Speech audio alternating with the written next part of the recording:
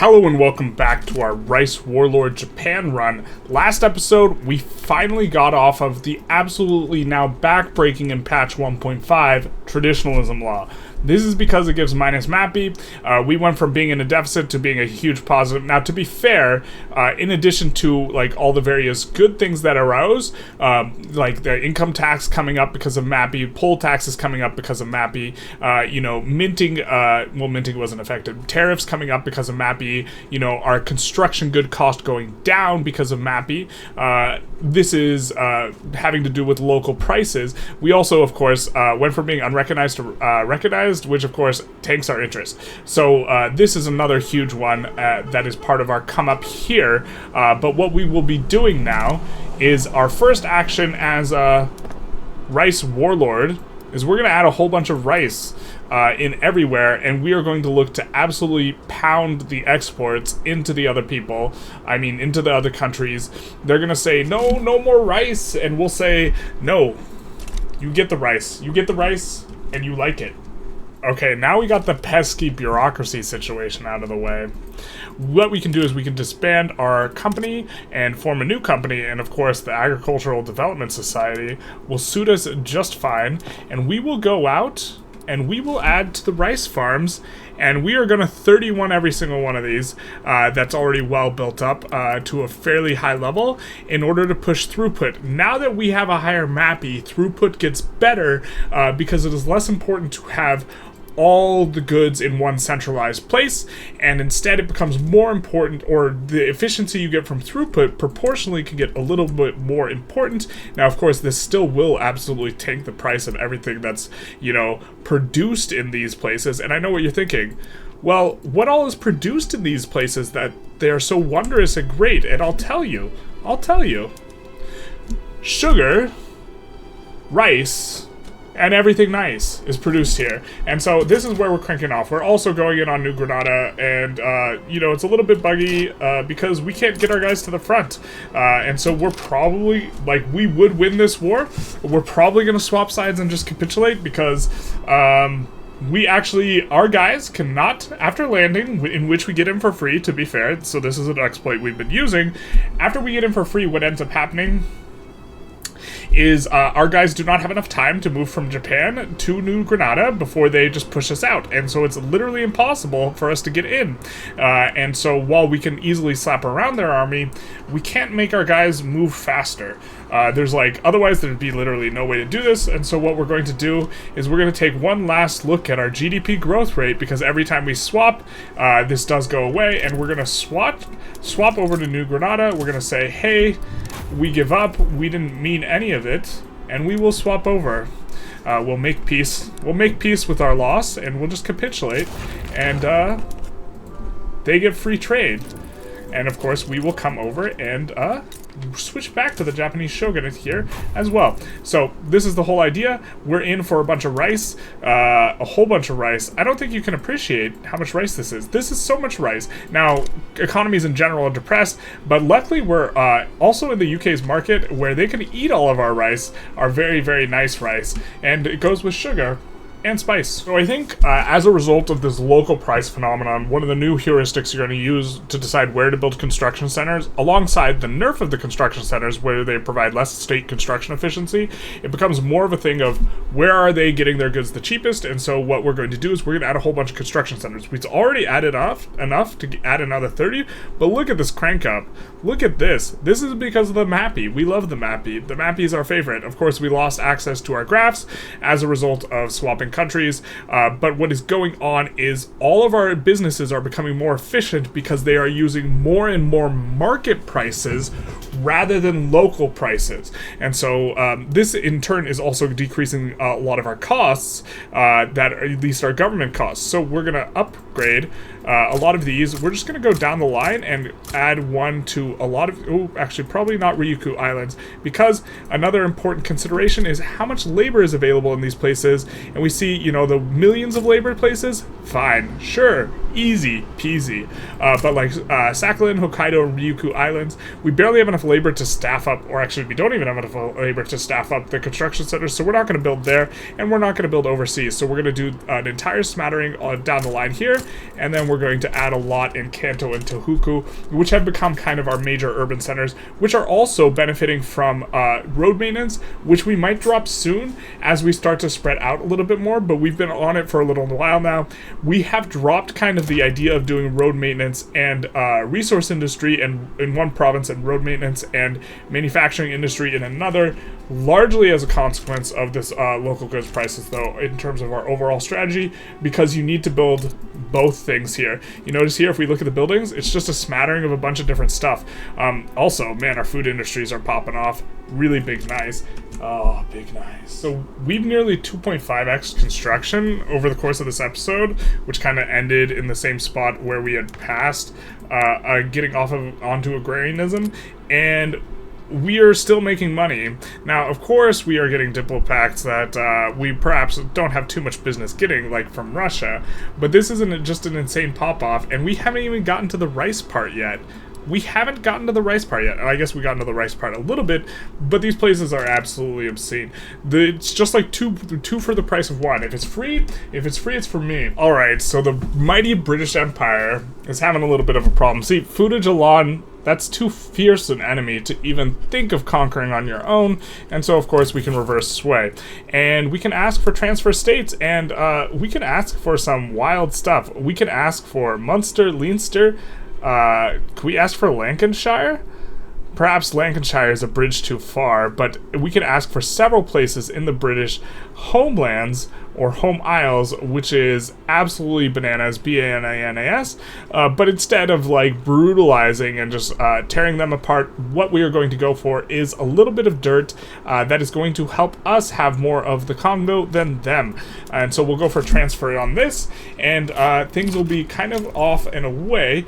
Great Qing immediately sides against them, so that's kind of the opposite of Big Nice, but we will mobilize and put on the Great Qing front. We, of course, would have preferred to be able to go after Great Qing's province, but I have a sneaking suspicion they are only joining because they want to fight us, and so we're going to be fighting Great Qing now, and I believe we can still declare a war of our own, if I am not mistaken, on the game mechanics, because yeah, we can still declare a war of our own up until the point that this one pops off. Let's see where we have a diplo interest. I think we're going to go after Dominion on Bahrain. This is going to be pretty big nice as long as no one reverse sways Bahrain so that Bahrain becomes their subject, which will give us free sort of thing. Now, unfortunately, because we're in... oh, did they fix that? This now has a front? Before, this used to not have a front. That's fantastic. But unfortunately for us, you know, we cannot annex anything because we have a defensive agreement with Great Britain, and so we're probably going to get rid of that defense pact at some point so we can actually annex our subjects, because since they are in the British market, it's considered an overlord. We can't declare war on our overlord when we have a defense pact, so there's all this. Kebab sides with Bahrain. I think we can probably try and sway people. We can sway with transfer subjects, and now we can transfer all sorts of nonsense. Oh no, these are our subjects. We can sway with. Can we sway with war goals? No, we can sway with an obligation. Can we sway with? Nope. We don't want to give them a state. We can sway with obligation to them. We can sway with. I think we maybe want to go after sway Austria and put in some war goals on Kebab, namely releasing Iraq. I think that we want this, so let's sway Austria and hope things don't get absolutely too crazy. And so let's sway with an obligation and try and make sure that war is a winner. We do put in a little bit on this side. Qing is siding for kind of nothing here, and we already have this province now, so this will also help us to establish a colony, so we can establish a colony over here, and we're also colonizing over there, so everything's kind of coming up nice. We will look to cut off Great Britain even more with colonies if we can, if this is possible. We'll also mobilize over here and see if anyone has joined against us on this other than the Ottoman Empire. So we have to keep an eye on this and maybe make sure that you know, things are going pretty good. I think actually we also need to move some interests, because we want to have an interest maybe in Anatolia for the purpose of, you know, making sure we can put in the war goals we want to put in, but we're going to go for probably war reps. We're going to let it tick down a little bit because Austria is definitely going to contribute because they're adjacent here. Notably, we might just capitulate out of the other one. Out of this war, we might just out of this war, we might just capitulate. There aren't any war goals on us specifically because Qing just, oh no, there is return Beijing. Ugh, yikes. So actually, we will need to have, oh my god, they're all mobilized, so we can't do a landing, except we have to split. Yes, dear.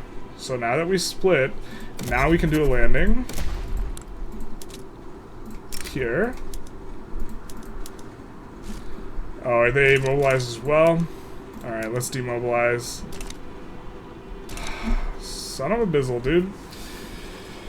Okay. Hopefully Austria fights the war for the most part for us. This return Beijing is a bit uncomfortable. So we can't, or we don't want to capitulate. We definitely don't want to give up Beijing. I think the time has come where we actually need to add quite a bit of military as well. I think we're going to liberate country, Iraq, and go for war reparations on the kebab. And this is kind of all we really want, and we have those extra maneuvers kind of set up. And I think we are going to, for the first time, engage in a little bit of conscription. Because this is quite a bit of guys to deal with from the enemy. This will eat into our profits, but this is fine. We're fine. Not a problem. Not too big a problem. We do have the Anatolia interest activated, and it looks like they're getting ready to pile on over there. This one, we will declare neutrality. We might have been able to get something off the Netherlands, but we weren't observant enough because reverse sways are OP. And can we sway anyone else to our side? USA, they're probably not going to do too much. We don't want to transfer to Russia. Russia's just, and we don't want to transfer subjects. So I think we're just going to kind of let Austria slap our enemies around for us as we go for Bahrain over there, and mainly focus on what's going on over here. Man, we're still making so much money though, so we're going to add in a few construction sectors.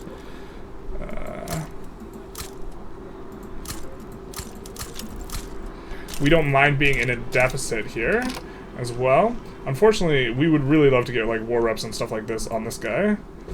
And we want to navally invade, but we're going to have to wait for this guy to demobilize in 62 days, because you can't land unless you have a demobilized army, and the Bahrain is kind of kicking in. I thought we were going to, well, I guess we have kind of negative pushes, and then this is a wildly positive push. I wonder how the conscripts are. Conscripts were allegedly broken. Maybe they're still broken here. I'm not seeing anything come on up. I think what we're going to do is we're going to add a lot of barracks as well. Alright, so we're going to add them here in the biggest army, which is on the front we want. We're going to add irregular infantry, and where are we going to add it in? Of course, Kansai. That way, if we fight a rebellion, this sort of thing, it will be fighting out of here, and so that unit will get really stacked up, hopefully. And then we are trying to pass landed voting. Got a good shot right here. And then, ooh, dissenters, they break the ranks. We'll offer them support on the new draft, I suppose. But it's looking fairly good for us. We are going to navally land here and then try and push in. And hopefully we can make this war work out. Alright, so we get the wars done and finished. They definitely were a little bit buggy. We did swap sides on the Bahrain one because our navy entirely got bugged out and we couldn't re-land, despite the fact that our navy was, or our guys were demobilized, and then we got a white peace with this one. So we have Shogun interferes with political process.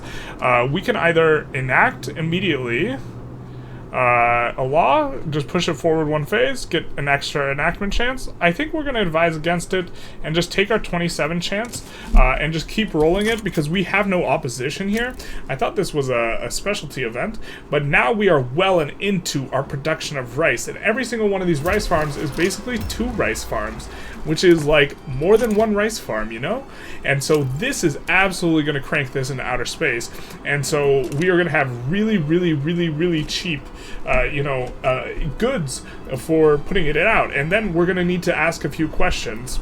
We're going to need to ask a few questions of our fellow people out and about. So let's just take a pause and let's just take a look at how depressed these prices are, how sad these prices. Oh, we're not even close to done. So the questions are going to come later, but we got some questions for some people. Now, we've finally gotten there. This is right here. This is where the fun begins.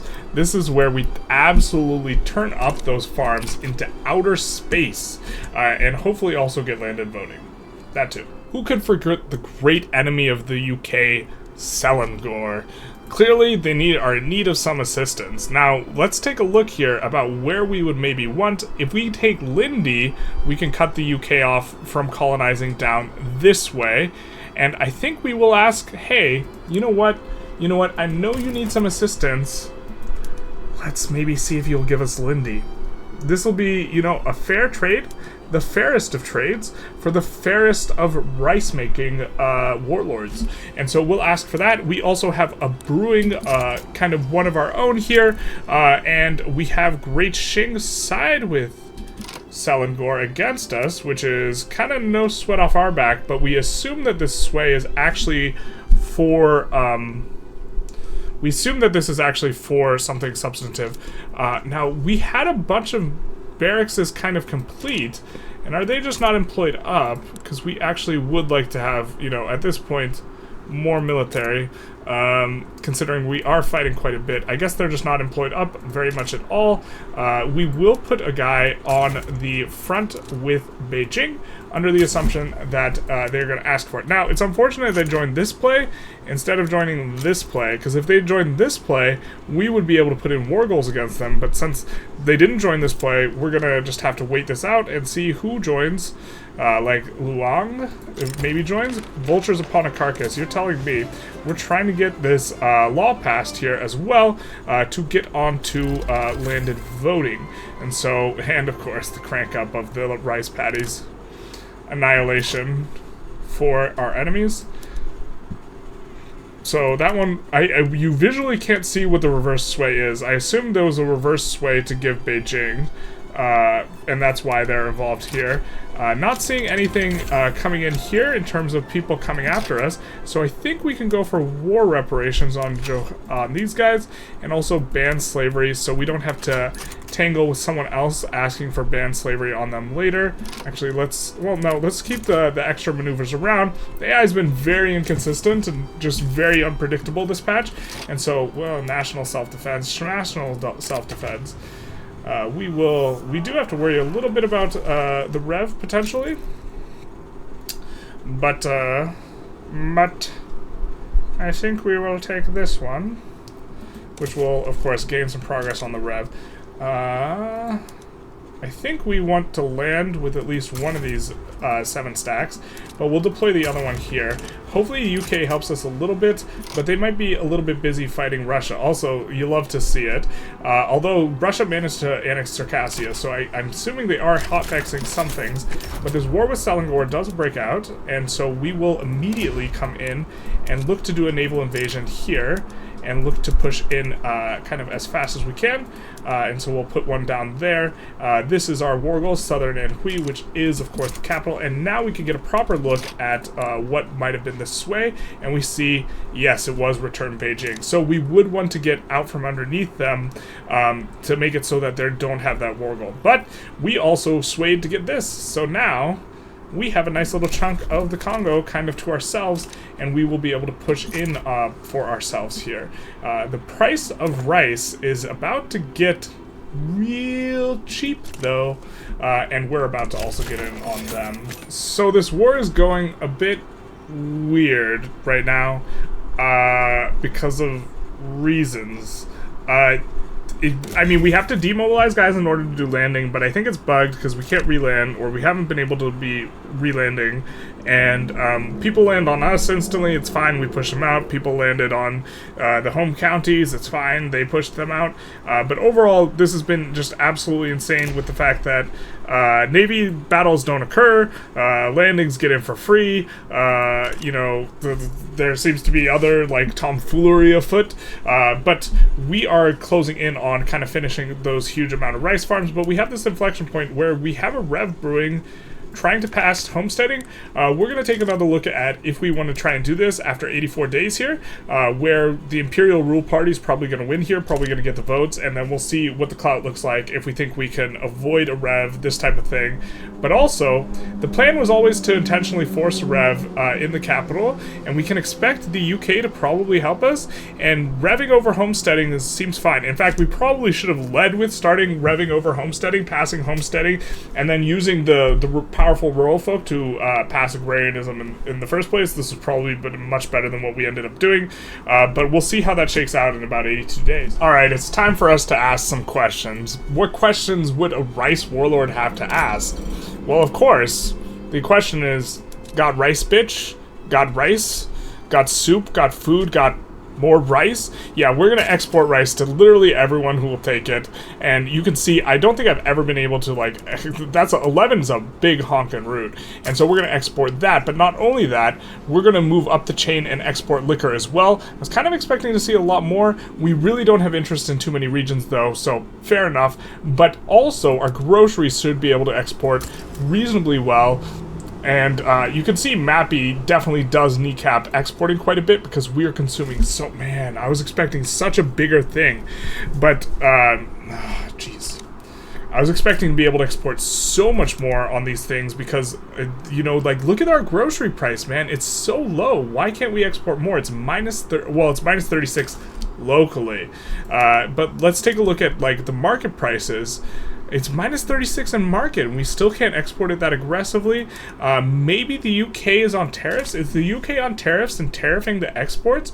Maybe we need to get out of the market if this is the case. But we did say we were going to re-eval here, and we have, man, just this big movement for this. And I know we can try and pass laws now, even if we're illegitimate, because I think this is gonna make us illegitimate. So I think we're gonna pass homesteading here. This is gonna force a revolution. Almost certainly, because these guys are powerful enough to rev and they will radicalize. But this is kind of what we've been preparing for. This is why we overbuilt the army. But we're going to do this. When this revolution goes away, we're going to delete our military in every place that isn't the capital, because every place that isn't the capital is going to rev here.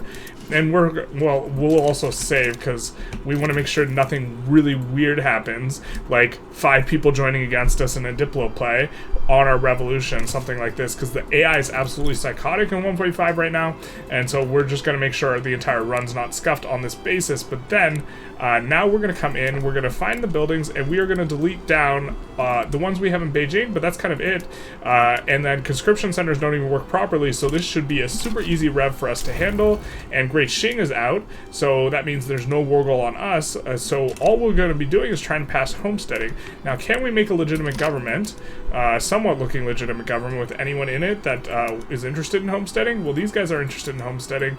I think these guys are interested in homesteading. Let's take a look. Who is interested in homesteading? The Industrialists are. So we're going to put the Industrialists in Gov to try and make this crank up a little bit faster, and we're waiting for these guys to pop out of Gov because they're obviously going to pop out of Gov anytime now. Anytime now. Now this is, yeah, and now they pop out, but we still can get ticks apparently. Oh, we're not even illegitimate. Perfect. This is fantastic. Oh, we could even be more legitimate here. Even better. So these guys will really pass it. Homesteading should fly through. We should get a rev as well. And then once we get the rev, we will sufficiently kneecap these guys that we can follow up with going parliamentary republic or something to this effect. You know, with a more classic kind of Japan open that we really prolonged over this rice shenanigans. Which I do think these rice... I think that these rice buildings are insane. They're adding so much GDP. free, like on a per construction basis. We also, like, look how depressed the price of the, we are minus 75 is not ideal on sugar. We do not want it to be at minus 75 because that means we're hemorrhaging value.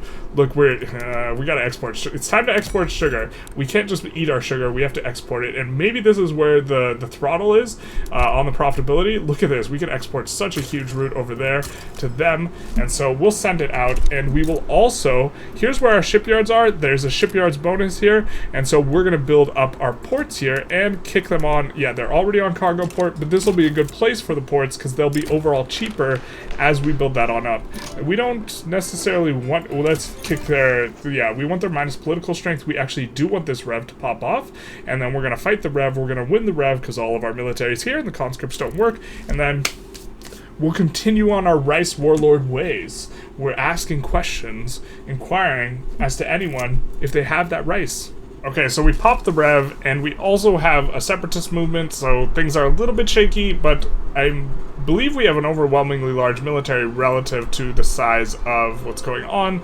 Transvaal is got a separatist movement, but they only have 8 units wherever they have managed to stow them away, and we have researched...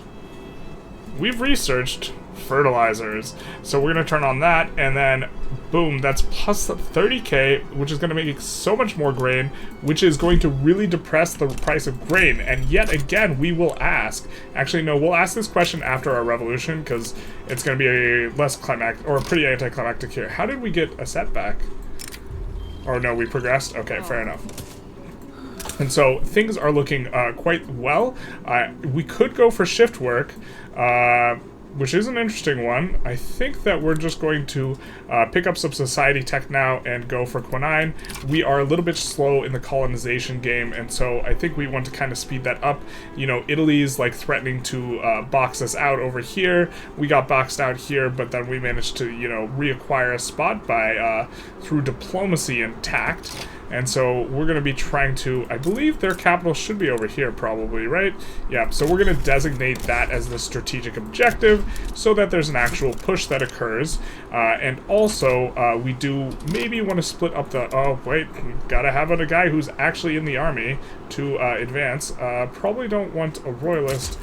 So we'll put this guy, we got to put him on advance front, otherwise he doesn't do anything because this... and we'll abolitionist, we're going to put him on advanced front. And we're also going to have him divide up and say, hey, we're going to split you. Yes, I know it says nothing, but it doesn't mean it means nothing. And so both these guys are mobilized. One of these guys is on a front. I think that this guy's at the front. This guy, oh, they're both at the same front. And so we'll just move one over to this other front that has some enemy units on it. And so hopefully we'll be able to push out that front. Why is it minus 17 for us? Jesus. They shouldn't have access to very many weapons, especially because we're in the British market and we're kind of reliant on them for the weapons, and so this sort of thing. So we should be able to dust this up pretty quickly, and then once we dust this up, we'll have some questions. So in the midst of all this chaos, we got this weird, buggy situation where we got a rev or a separatist movement that automatically separated from us, and we didn't have reconquer the Japanese Transvaal, or Transvaal is like part of the thing, so we had to put in conquer Transvaal, which accrued us infamy, and this is just like absolutely crazy. Like, the way that this is working. Also, we had fronts and then we lost fronts and stuff is stuck in here. We're probably going to switch the sides around on some spots in order to clean this up. And the war against, you know, the revolution over here is going okay. There's, like, spaghetti nonsense with the fronts. It's actually pretty hard to tell what's going on. You know, you can tell who's getting progress if you, like, click on it. But I mean, there's definitely some problems here with what's going on here. So we will just kind of let these kind of work down.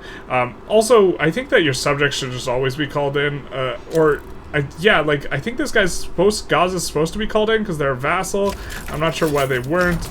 And so, like, all this stuff, and it's like, it's... okay, but I mean, I guess we're going to do this sort of thing, and we are enforcing on these guys. So what we're going to do is we're going to clean up, we're going to get homesteading. Actually, let's get homesteading now. Or are we just gonna low roll? Hey, let's go, baby. And so this should really nuke the clout entirely from, you know, the Shogunate, in addition to, of course, losing that rev. Also, we, like, high-rolled the exile, so this guy's a market liberal anyways, so he's not even Maj.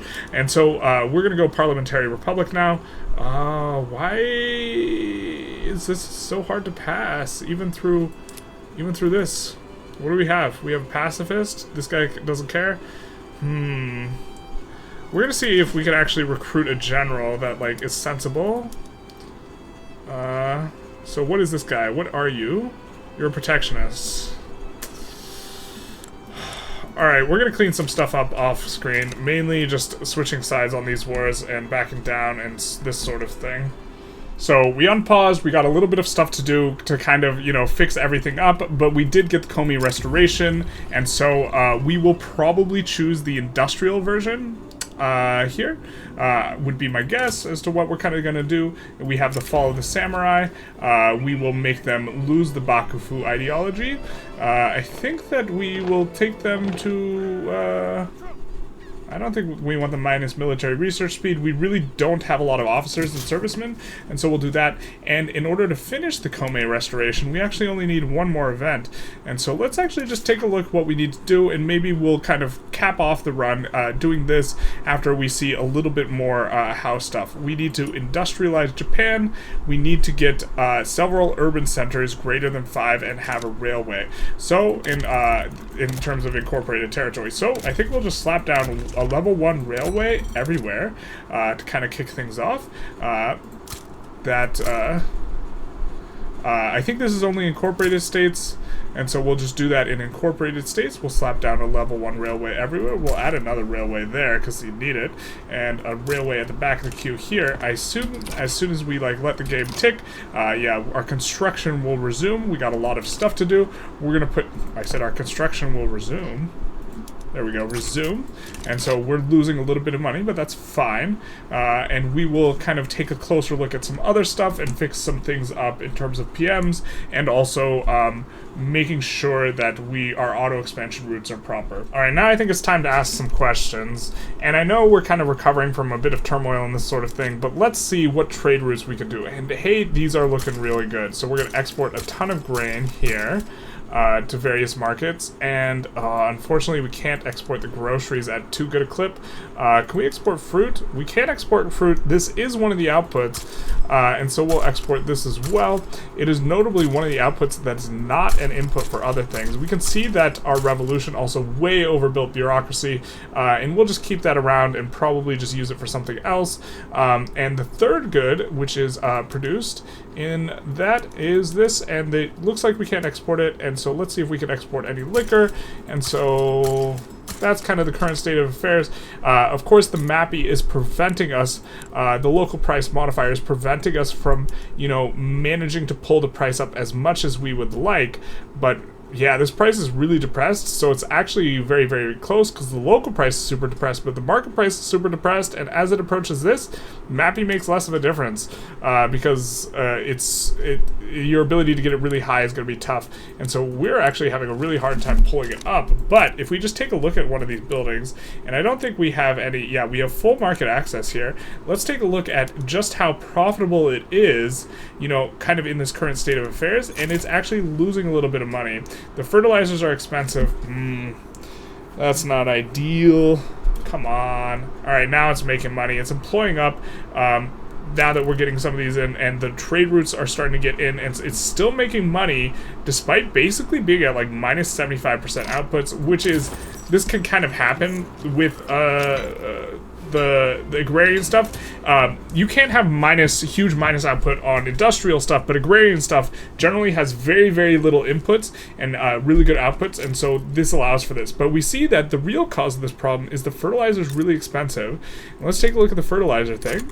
And so maybe we really need to bring down the price of fertilizer. So what we're going to do is we're going to go into the industry tab, and we're almost certainly going to want to spread out the fertilizer because it's going to be expensive everywhere, right? We're going to go into the industry tab and look to try and, hey, where is it going to earn the most? And we're going to see it's probably going to be in places that are don't already have it or have a ton of farms out. And so we'll do this, and we'll probably, we'll ignore those few. And so, we'll put all that in. It's also going to be really profitable where we in particular have our sulfur, which I think is in Kyushu. We might have some in Shukoku. Yeah, we do. We'll put these on auto expand and add a couple extra because they are going to be doing pretty well. We'll also put the sulfur on auto expand because it is the input for our fertilizer, our main input, if I recall correctly. Let's take a closer look over here. It is a new building, but yeah, fertilizer and iron. I guess the iron ones we do want kind of auto expanding as well, which is those two, but also here we have auto expanding, and here we actually have iron and sulfur, so we'll kick these onto auto expand as well and look to see kind of what it looks like after this. Now if we take a look here, we were on food industries. Let's kick them off, which of course is going to make them less profitable because less throughput. But now let's find our since we're doing so many fertilizers, and I believe there is a fertilizer one. Yeah, there is, and it gives minus supply consumption, so let's put that in so we get the increased consumption speed or construction speed on all these fertilizer plants as they are building on up. Alright, and we pop the industrialized Japan event, so we get renewed Japan, and this is the end of kind of the traditional sort of one. 73 is a bit slow, but I think it's going to be a bit slower here because of the MAPI. General speaking, the local prices really do slow you down. We're going to do Japanese Empire will rise, and we are a nice little emperor. We have Emperor Komei on the throne.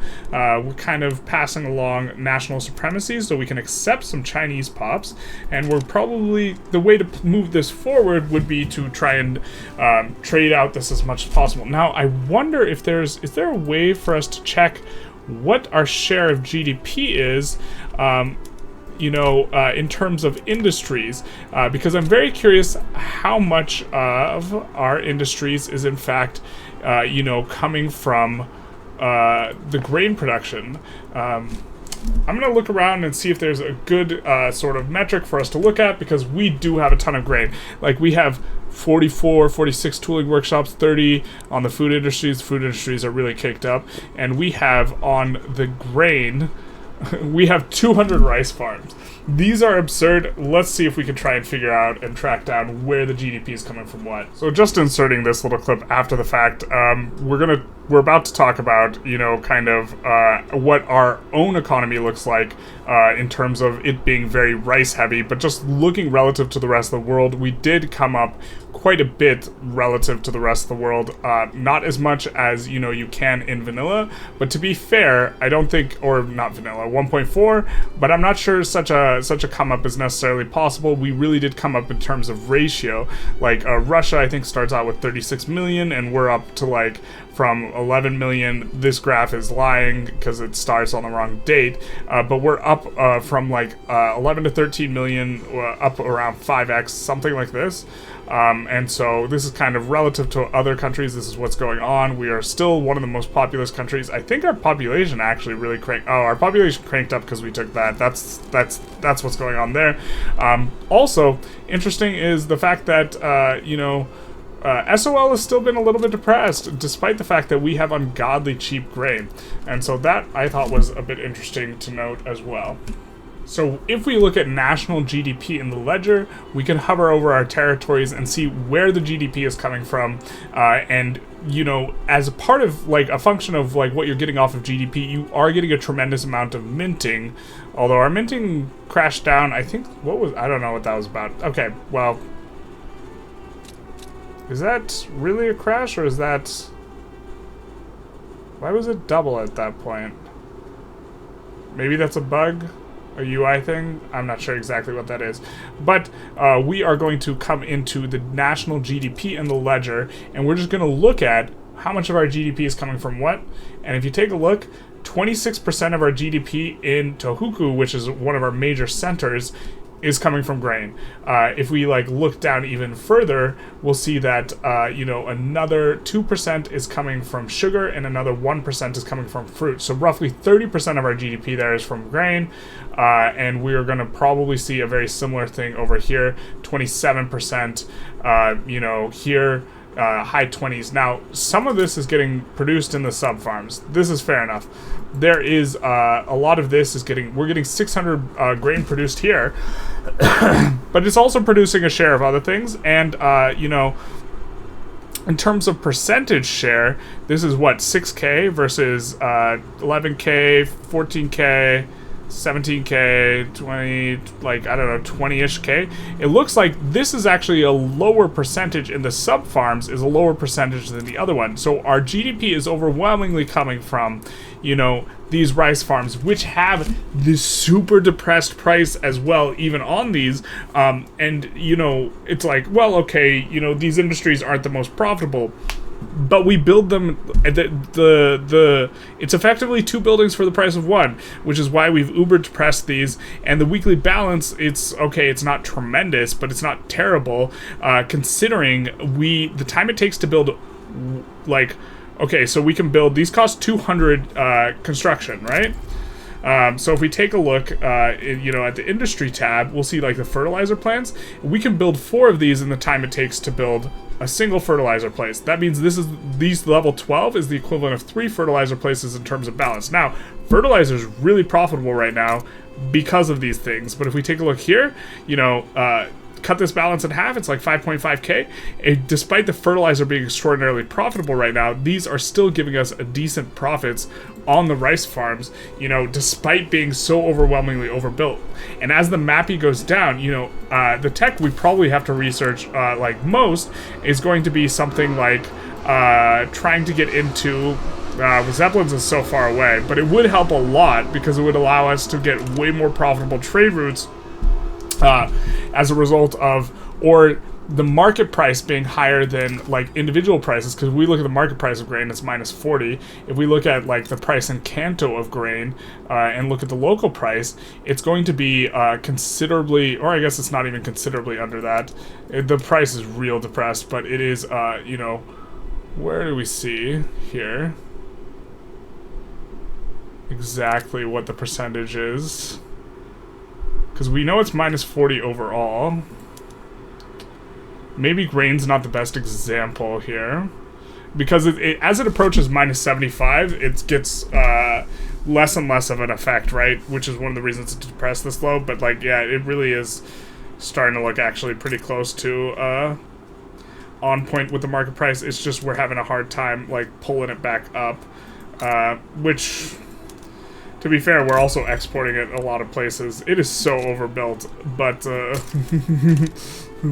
we also can build other stuff now much more profitably as a result of this being overbuilt. And as we build other stuff, these will get more profitable. So, like, as we kick people out of, or pull people out of the sub farms, right, and less grain is produced there, these get more profitable, and then also the pops will be consuming more. So I think, like, we probably go on a logging camp rampage is kind of the step forward here, and a mines rampage, and like really try and build those out, and this will boost the profitability of our rice farms, which are everywhere. And, you know, also try and, I think we can we not export fruit? Like wild to me that we can't export this profitably, because it's not like it's completely collapsed in everywhere. I guess we're already exporting it to a lot of places too. Okay, this kind of makes sense. But anyways, I think we're going to conclude the run here. We did get to the full Japan kind of founded thing, and we've done quite a bit of Japan content overall. And so maybe don't want to continue on the Rice Warlord. Maybe if there's like a big demand for it, we'll do it. But you know, I think that obviously, well, so first of all, I think that we went overboard here. I definitely think this is the case. I think that you know, 211 of these relative to, like, the rest of our industry, it's a little overkill. We went for having, you know, the 31 plus on all of these, and we would kind of need to build into our current levels, right? Where we're trying to expand all the industry and, you know, build into the fact that we have level 31 for max throughput from economies of scale, this sort of thing. Notably, all this is creating a huge demand for tools, which is really good for our tooling workshops, and so probably need to put tools down everywhere in this sort of thing. I think this is illustrating an interesting, like, both how the market price affects things and depresses the economy, really. We managed to about 6x GDP since the start, and it's been about 35 years, something like this. Not necessarily the biggest come up, but I think I'm not sure what baseline is appropriate to look at. I really do think the rice farms are out of line and are super, super strong. And if you're producing grain anywhere that's like not a rice farm, it's probably a mistake. You probably, for any strategy, you probably want to find a rice producing place relatively early and build all your grain there, despite the fact that your mapping is going to cause negative things. It's literally like 2 buildings for the price of 1, and it's just absurd. And so Qing is Qing and Japan both suffer because they have a pretty bad mapping score to begin with, of 0.6 or 0.7 or whatever it was. But once you get off of that, the fact that you have the access to the rice farms and you get up to a mapping of 85 or 0.85, 85%, whatever you want to look at it, is pretty significant, I think. Anyways, hope you guys enjoyed. I think this is the run, unless there's overwhelmingly an overwhelming desire for more Japan.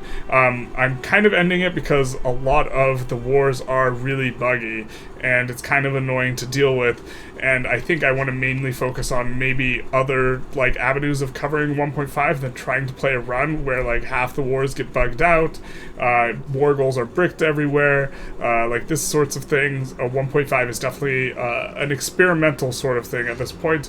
But anyways, I digress. Have a good one, everyone. Ta-ta.